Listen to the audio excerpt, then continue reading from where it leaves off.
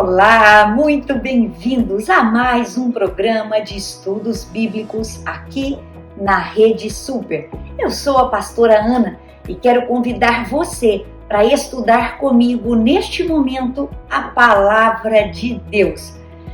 Eu estou muito alegre de poder estar aqui neste momento com você e te convidar para juntos crescermos e crescermos no conhecimento da Palavra do nosso Deus.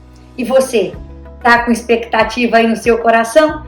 Então pegue o seu caderninho, pegue aí, queridos, a sua caneta e vamos juntos hoje estudar, o Evangelho de Jesus Cristo segundo nos relatou Mateus, dando aí continuidade aos estudos do Novo Testamento.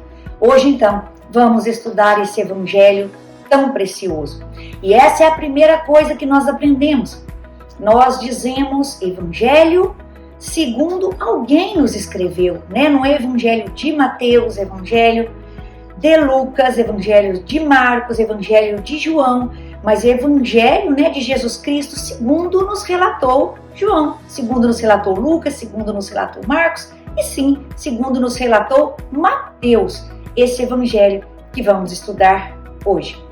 Mas você sabe quem foi Mateus? Mateus foi um discípulo de Jesus, um daqueles 12 chamado e escolhido por ele, uma daquelas 12 testemunhas oculares que estiveram ali ao ladinho de Jesus. Vamos ver como que foi o chamado dele?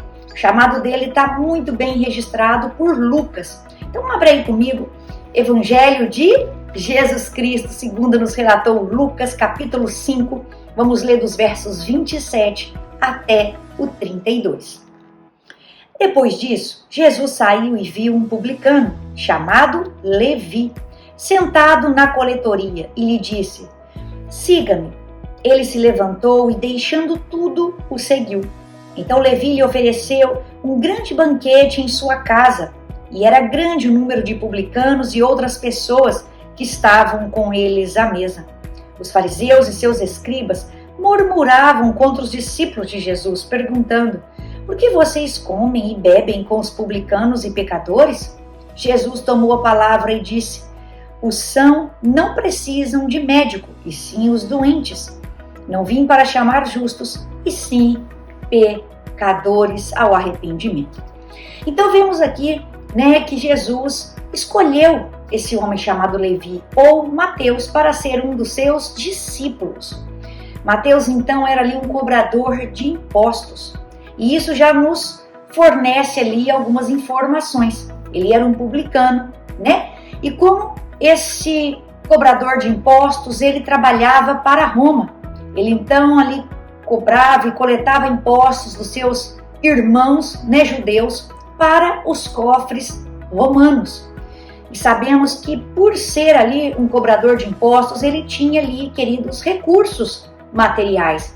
Ele não era um homem assim, que vivia em necessidade, ele não devia ser assim um homem pobre, mas era um homem que possuía alguns recursos, tanto que dá ali um banquete, para Jesus. E sabemos que os judeus, eles tinham uma resistência em relação aos cobradores de impostos, porque eles trabalhavam para Roma. Você pode se lembrar de outro publicano, cobrador de impostos, Zaqueu, que a gente vê lá no capítulo 19 do Evangelho de Lucas. Então não eram pessoas assim, muito queridas pelos seus irmãos, pelos seus conterrâneos, mas estava ali. Jesus não olhou para isso. Jesus olhou para o coração daquele homem, Jesus o escolheu e o chamou para segui-lo. E Mateus, Levi aqui, seguiu Jesus, deixando tudo, seguiu Jesus. Você pode até se lembrar que tinha uma classe ali chamada zelotes, E os zelotes, queridos, eles lutavam para trazer a liberdade novamente para a nação de Israel contra esse domínio romano. E ali na própria equipe de Jesus você vai encontrar um cobrador de impostos e vai encontrar também zelote. Jesus pega esses homens e coloca juntos numa mesma equipe para trabalhar e para servir assim na beleza do reino de Deus, Devemos aprender ali a trabalhar como irmãos em unidade, com o mesmo pensamento, o mesmo coração, o mesmo propósito. Trabalhamos todos para o reino de Deus, né? E assim Jesus vai formando a sua equipe. Então interessante, num dia podemos fazer o estudo disso. Mas como Jesus escolhe a sua equipe? Você escolheria a equipe como Jesus escolheu? Jesus escolheu aqueles homens e os treinou, né? Para depois os comissionar, para que continuassem ali a missão que ele começou. Mas vamos estudar então esse evangelho. Eu quero começar, né? Aqui com uma frase tão bonita. Eu quero ler para você o início aqui do comentário dessa Bíblia de estudo. Quem vai fazer esse comentário é o líder aqui, né? É David Cornfield. Olha como que ele começa. Em Mateus, a eternidade invade o tempo e o céu adentra a terra. O Filho do Rei entra no reino das trevas de forma silenciosa, misteriosa, quase invisível. Ele planta seu reino como uma semente de mostarda. Para quem entende e recebe o Rei e o seu reino, eles se tornam o norte da sua vida. Que introdução tão linda! Então nós vemos aqui o Antigo Testamento, né, preparando o cenário para a vinda do Messias. E vemos então aqui logo esse primeiro evangelho, Mateus, anunciando que o Messias prometido, que o Rei esperado havia chegado. E esse Rei esperado era Jesus Cristo, que de forma sobrenatural adentrou a terra e habitou no nosso meio. Então vamos, né, começar por alguns detalhes. Como foi então, né, esse evangelho de Mateus? Quando nós olhamos ali para a igreja primitiva, nós vemos que para a igreja primitiva o evangelho de Mateus era considerado o evangelho mais importante.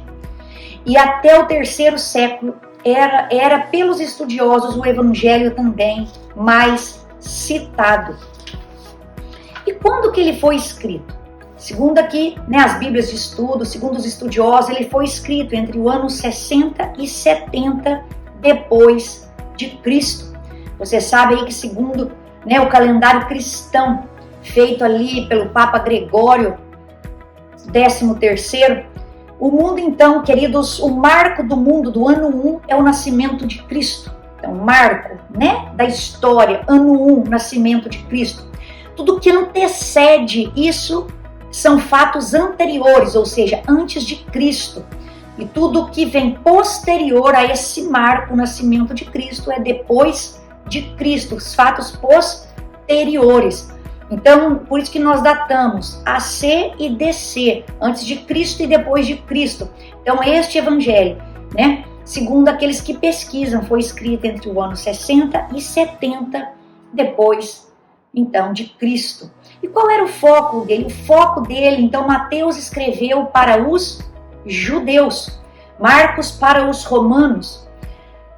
Nós vemos, então, que Lucas escreveu para os gregos e João para os gentios. Então, o foco aqui de Mateus era os judeus, era apresentar para aqueles judeus o Jesus messiânico, apresentar para eles esse rei. E ele tenta ali, queridos, mostrar isso, construindo aquela genealogia no seu evangelho, tentando mostrar para a gente que Jesus é essa sequência de reis, né, desde Davi, que se assentou ao trono. E por isso que você vai ver uma característica aqui no evangelho, né, segundo nos relatou Mateus, que ele é o único que traz para a gente aquela passagem dos reis magos, que ofereceram ali no nascimento de Jesus alguns presentes, entre eles o que? Ouro. Segundo a cultura, um rei só oferecia ouro para um outro rei quando esse rei era superior a ele. Então, quando esses reis magos ali se curvaram, né, perante o menino Jesus e ofereceram ele ouro, eles estavam reconhecendo que Jesus era um rei superior a eles. Mas vamos também a mais algumas peculiaridades que encontramos aqui, né, neste evangelho. Então ele tem, queridos, 1068 versículos. E desses 1068 versículos, 644 são ali citações do próprio Jesus. O que faz com que 3/5 desse evangelho seja constituído de palavras do próprio Jesus. Encontramos aqui 35 parábolas, encontramos aqui 20 milagres. Outra característica que vamos encontrar é que somente aqui, neste evangelho, que vamos encontrar a expressão o reino dos céus. Você vai ver que outros, evangelistas vão usar reino de Deus, mas aqui Mateus usa o reino dos céus. E uma das explicações plausíveis pela qual, aqui Mateus usa o reino dos céus, é porque o judeu não gostava de pronunciar o nome de Deus em vão, devido ao mandamento, Então, eles não pronunciavam o nome assim de Deus em vão. Então, por isso que Mateus aqui registra o reino dos céus e não o reino de Deus. Também vamos ver algumas características que, apesar sim dos outros evangelhos falarem sobre finanças, falar sobre dinheiro, mas nenhum deles vai falar como Mateus fala. Mateus é o que mais trata aqui sobre essa questão do dinheiro. Talvez porque ele tenha sido o quê? Um cobrador de impostos. Nós sabemos que as escrituras foram inspiradas por Deus. E apesar dessa inspiração, Deus nunca anulou, o autor do livro, a sua cultura, as suas características. Então Deus respeitou a cultura deles como um pano de fundo. Então, através dessa cultura, eles, inspirados ali por Deus, redigiram para nós, toda essa história. Então é por isso que às vezes você vai encontrar em alguns livros características desses autores, os quais não foram desprezadas pelo nosso Deus. Então você vai ver Mateus aqui tratando de dinheiro. Por exemplo, ele vai falar que o reino dos céus é semelhante a uma pérola de grande valor, Então, aquele que encontra essa pérola vai lá, vende tudo que tem para comprar essa pérola. Ele também vai comparar o reino dos céus ao quê? A um tesouro escondido. E aquele que o encontra, vai, vende tudo que tem e então fica com esse tesouro. Queridos, isso aqui é tão interessante porque é como se Mateus estivesse dizendo assim: olha, eu tinha recursos, eu tinha riquezas, mas eu encontrei algo muito maior. Eu encontrei algo muito melhor. E quando eu encontrei essa pérola de grande valor, quando eu encontrei esse tesouro escondido, eu deixei tudo para trás para viver por isso. Então, queridos, é como se ele dissesse para mim e para você: olha, tem coisa muito melhor para a sua vida. E ele seguiu essa coisa de maior valor. Ele seguiu a Jesus Cristo e serviu ao reino dos céus. Então eu fico assim tão maravilhada com esse evangelho e tão maravilhada com essas peculiaridades.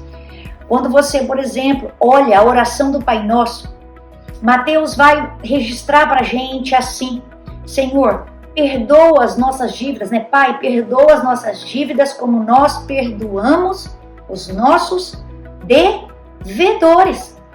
Mas quando você vai em Lucas registra o quê?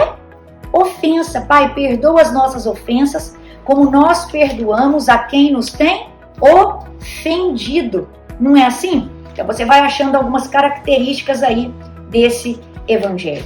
Então vem comigo, queridos, no capítulo 13, verso 44. Olha aí para você ver as parábolas que eu te falei. O reino dos céus é semelhante a um tesouro escondido no campo, que um homem achou e escondeu. Então, transbordante de alegria, vai, vende tudo o que tem e compra aquele campo. Olha agora a parábola da pérola. O reino dos céus é também semelhante a um homem que a negocia e procura boas pérolas. Quando encontrou uma pérola de grande valor, ele foi, vendeu tudo o que tinha e comprou a pérola. Viu, queridos, que coisa assim tão preciosa? Ele mostrando pra gente que não tem comparação. Nada se compara, ao que ele encontrou. E nada, queridos, nós temos de mais precioso na nossa vida do que Jesus Cristo. Olha para você ver também a oração. Então vai em Mateus capítulo 6, quando ele ensina ali os discípulos a orarem, E você vai encontrar no capítulo 6 a oração que ele ensinou aos seus discípulos. E ali ele vai falar sobre perdoa as nossas dívidas, assim como nós perdoamos os nossos devedores. Outra característica também, queridos, que nós vamos encontrar aqui é que somente em Mateus nós vamos achar a palavra eclesia. Eclesia, que quer dizer igreja. Essa palavra grega, igreja, que está em Mateus 16, quando ali Jesus está fazendo um diálogo com Pedro. E ele fala, tu és Pedro, e sobre essa pedra edificarei a minha igreja, e as portas do inferno não prevalecerão contra ela. Acha aí comigo para você ver. 16, essa Bíblia aqui é nova, e fica com essas páginas, queridos, toda grudada. 16, 18, diz assim: então Jesus lhe afirmou, bem-aventurado é você, Simão Barjonas, porque não foi carne e sangue que revelaram isso a você, mas meu Pai que está nos céus. 18, também eu lhe digo que você é Pedro, e sobre essa pedra edificarei a minha igreja, e as portas do inferno não prevalecerão contra ela. Então aí, queridos, você vai vendo essas pequenas peculiaridades do evangelho aqui que estamos estudando. Mas aí você pergunta, tá, pastor, eu vi o chamado dele, eu vi aqui, a senhora já me falou a data, a senhora já falou de algumas peculiaridades, mas depois Mateus desaparece. Como foi que ele morreu? É verdade, queridos, quando você vai ali em Atos, nós vamos ver que logo no início de Atos fala-se o nome de Mateus, mas depois ele não aparece mais, né? Jesus ali, quando vai assunto aos céus, os discípulos vão ali jogar sorte e vão, selecionar um outro discípulo para ficar no lugar de Judas. Aí vem o capítulo 2, tem a descida do Espírito Santo, tem ali o dia de Pentecostes, e ali então, quando o Espírito Santo vem sobre eles, muitos ali, estavam reunidos no local, nós cremos que Mateus estava ali reunido junto com os outros, mas depois disso, não aparece mais o nome, de Mateus. O que a tradição nos diz, e a tradição segundo Eusébio de Cesareia relatou, Mateus ele teria morrido na Etiópia. E qual foi a forma de morte dele? Ele foi morto, queridos, cravajado com lanças. Então assim é relatado segundo a história, e não segundo as escrituras, a forma como Mateus foi então ali martirizado, a forma como ele morreu. Mas você viu aqui, que na própria passagem que nós lemos, mostrando o chamado de Mateus, que havia ali fariseus e escribas se opondo àquilo que Jesus fazia, as ações de Jesus. Então nós vemos que durante todo o evangelho, você vai ver isso na Bíblia, que tinha alguns partidos, algumas seitas que ficavam ali batendo de frente com Jesus. Mas quem eram esses partidos? Quem eram essas seitas? E eu queria trazer isso nesse estudo, para clarear, para você quando você for estudar as Escrituras. Então os evangelhos mencionam para a gente alguns grupos, sacerdotes, fariseus, os escribas, os saduceus e assim por diante, os herodianos, os samaritanos, os galileus. Eu gostaria de focar em alguns. Então, por exemplo, você vai ver os sacerdotes. Então o sacerdócio era uma instituição, queridos, que vem desde o Antigo Testamento, instituída ali na época de Moisés. Então, na época de Jesus aqui, quando Jesus vem, esses sacerdotes, alguns deles, eles não apenas exerciam a função religiosa, mas alguns deles também exerciam ali uma influência política, Então, para isso é preciso nós separarmos os sacerdotes em 3 grupos. O sumo sacerdote, o chefe dos sacerdotes, ou os chefes dos sacerdotes, e o sacerdote comum. Então, o sumo sacerdote era o presidente do Sinédrio. E o que é o Sinédrio? É aquele órgão governamental dos judeus. Eles podiam deliberar sobre diversos assuntos, mas, por exemplo, sobre pena de morte, eles não tinham autoridade para deliberar. Por isso que eles ali, queridos, levam Jesus até Pilatos. Então, o Sinédrio era um corpo governamental judeu que tinha ali autoridade para deliberar sobre diversos assuntos e fazer o próprio julgamento, Então, o sumo sacerdote era o presidente do Sinédrio e ele exercia também, funções políticas. Então, você vem para os chefes dos sacerdotes. Os chefes dos sacerdotes, eles também exerciam não apenas a função religiosa, mas também exerciam influência política. Eles eram os oficiais do templo. E tinha então, né? E eles também tinham lugar no Sinédrio, viu? E tinha os sacerdotes comuns. Esses eram aqueles como, por exemplo, Zacarias, o pai de João Batista, que exercia ali e trabalhava somente no templo. Então, esse sacerdote comum, eles serviam apenas no templo. Mas você vê também um outro nome, os fariseus. Os fariseus, queridos, já eram um grupo mais conservador, né? Fariseu significa separado, separado das práticas pecaminosas, separado pelo zelo à lei do Senhor, né? Então ele é esse grupo conservador. Eles defendiam a autoridade das leis. Mas apesar de toda a sua separação, apesar, queridos, ali de todo o seu zelo pela lei, né? O seu tipo de fé foi muito criticado por Jesus, porque era uma fé estéril, não produzia frutos. Você vai ver ali diversos confrontos entre Jesus e eles, onde Jesus falou para eles sobre essa fé deles. Jesus questionava para eles essa piedade. Jesus mostrou para eles, olha, vocês até têm uma piedade, mas é uma piedade hipócrita. É uma piedade, o quê? Legalista. Vocês têm toda essa piedade, vocês têm todo esse zelo pela lei, vocês enaltecem a lei, mas vocês desprezam o amor ao próximo, vocês desprezam a misericórdia ao próximo. Então esse era o grupo dos fariseus, que você vê aí diversas vezes chocando Jesus, julgando Jesus, criticando Jesus, né? Mas tem também, então, os sacerdotes, os fariseus, mas tem também os saduceus. Então, se Jesus era o grupo, se os fariseus eram o grupo conservador, nós tínhamos também um outro grupo, né? E esse grupo, então, eles eram assim mais liberais, digamos que eles eram o partido liberal. Esses eram os saduceus. Eles também tinham cadeira ali no Sinédrio. Então, você já vai reparando, né, que esses partidos, seja fariseu, seja saduceu, eles tinham as suas cadeiras ali, esses partidos tinham a sua cadeira no Sinédrio, né? E aí, queridos, por exemplo, um escriba, que nós vamos ver daqui a pouco, um escriba podia ser tanto fariseu, como podia ser saduceu. Então, nós vemos aqui que saduceus era esse partido liberal. E aí, a crença deles diferenciava, né, dos fariseus no seguinte: eles apenas aceitavam como regra de fé e prática o Pentateuco, aqueles 5 primeiros livros da nossa Bíblia, cuja autoria é atribuída a Moisés. Eles também negavam a existência dos anjos, que não acreditavam em ressurreição. Sacerdotes, fariseus, saduceus e agora os escribas. Quem que eram esses escribas? Os escribas, como eu adiantei para você, ele podia ser tanto fariseu como saduceu. Os escribas eram aqueles estudiosos, queridos, da lei. Eles eram a autoridade da lei. Eles eram responsáveis pela devoção, pelo estudo, pela interpretação da lei.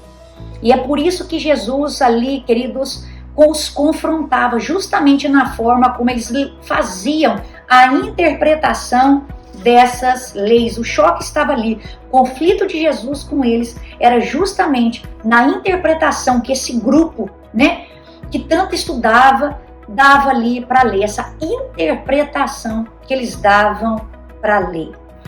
E aí, partindo já para o final, como será que está dividido esse evangelho? Para facilitar o meu e o seu estudo, como que nós poderíamos, por exemplo, dividir, né, este estudo, este evangelho, para que nós pudéssemos estudar? E aí eu vou trazer para você uma divisão que encontra-se na Bíblia, né, de estudos da escola bíblica. Então o autor vai dividir em 2 etapas. Então ele vai falar que primeiro é o anúncio do Messias e depois a rejeição do Messias. E eu gostei demais porque ele trouxe para nós de uma forma que nós ali vamos, queridos, conseguindo entender o desenrolar da história. E ele coloca ali tudo com a letra P, que é para a gente guardar. Então, ponto 1, o anúncio do Messias. Então ele vai falar assim, nesse ponto 1 tem as profecias, né? Vai mostrar para a gente que as profecias estão se cumprindo em relação a Jesus.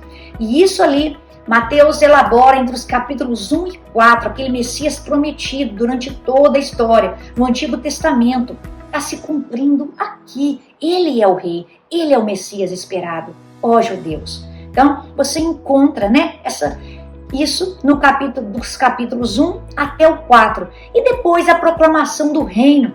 Jesus então agora começa a apresentar o reino dos céus, a proclamar, a falar do sermão, né, do monte, que você conhece também. Ele agora vai elevar o espírito da lei. Se por acaso, queridos, no Antigo Testamento o adultério era crime, agora só de olhar para uma mulher com a intenção impura, você já pecou. Então Jesus aqui não está anulando, né, a lei, Jesus está elevando o espírito da lei. E você acha então a proclamação do reino, dos versos 5 até o verso 7. Então, Mateus fala, o Messias chegou, ele é o rei, né? Jesus é o rei, ele começa a proclamar, a apresentar o reino dos céus é chegado, né? Ele já é inaugurado e agora começa, assim que Jesus começa o seu ministério, começa a pregar, começa então a ver o quê? A rejeição, né, dos seus em relação a ele. Ele veio para os que eram seus, mas os seus o rejeitaram. Diz lá João para nós no capítulo 1, mas todos quantos o receberam, deu-lhes o direito de se tornarem filhos de Deus. Então ele veio para o que eram seus, mas os seus o rejeitaram. E nós vemos isso aqui, Jesus começa o ministério e a rejeição dos seus vem sobre ele. E ele começa, queridos, então aqui a proclamar o reino dos céus, não apenas em palavra, mas em grande poder. Né? Aquela resposta que ele manda para João, quando João está na cadeia, João Batista, né? Ele quer saber se realmente eu sou o Messias. Diga para ele que os coxos andam, os cegos veem, os surdos ouvem, é chegado o reino dos céus, não é assim? Então, aqui, a rejeição do Messias, primeiro, o poder, do 8 ao 10, ele vem proclamando com muito poder. A perseguição, ele começa a ser perseguido, ele começa a ser rejeitado, você vai ver essa perseguição nos versos 11 a 15. A preparação, então agora ele começa a preparar os seus discípulos, aqueles que estavam com ele para aquilo que viria. Ele começa ali a falar, né, acerca das coisas que ele enfrentaria, sofreria e passaria. Ele começa a falar acerca da sua entrega, ele começa a falar acerca da cruz, da sua morte, né? Vem aí a paixão, então o próximo ponto, a paixão. Então, o poder do 8 ao 10, a perseguição do 11 ao 15, a preparação do 16 ao 19, a paixão, quando ali ele vai se entregar por nós e a gente vê todo o sacrifício e todos os seus últimos momentos. Então essa paixão de Cristo dos versos 20 a 27 e finalmente, né, a grande comissão aí, né, capítulo 28.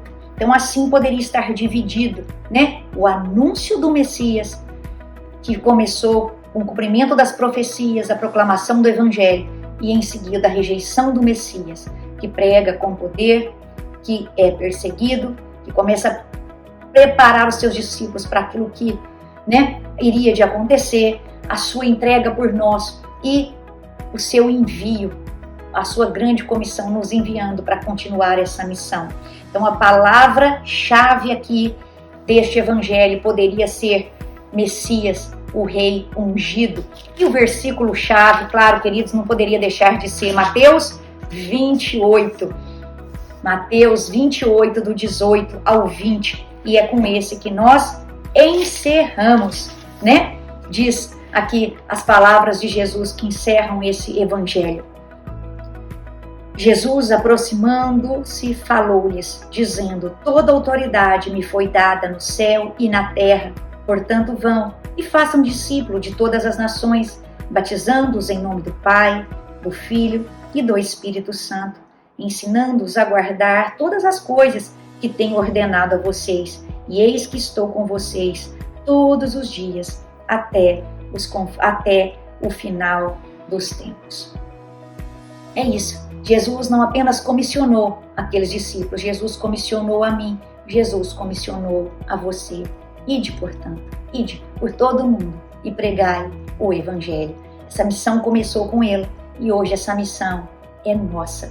O Espírito Santo esteja sobre você, te dando graça para cumprir esse chamado e essa missão.